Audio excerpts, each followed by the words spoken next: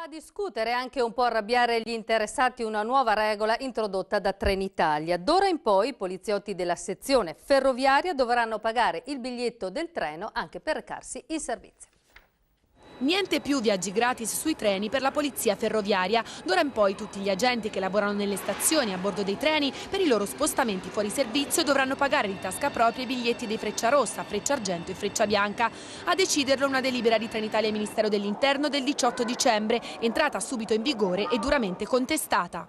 Trenitalia, al momento della convenzione ancora molti anni fa, ha chiesto proprio alla Polizia di Stato di avere l'esclusiva, quindi avere personale della Polizia Ferroviaria solamente a bordo dei convogli di Trenitalia. A questo punto avete l'esclusiva, quantomeno abbiate un occhio di riguardo e cercate di essere riconoscenti nei confronti solo del personale della Polfer che è pendolare. Un provvedimento sconosciuto da molti diretti interessati, tanto che alcuni poliziotti saliti ignari a bordo dei treni hanno dovuto decidere se scendere dai convogli o pagare multe salate perché sprovvisti di biglietto. Poliziotti che sono a bordo, che sono a fianco di capitreno, a fianco di controllori, a fianco del personale delle Trenitalia, che vigilano tutte le stazioni ferroviarie d'Italia, vengono trattati in questo modo e dal nostro Ministero e dal privato, diciamo anche se Ferrovie dello Stato e da Trenitalia.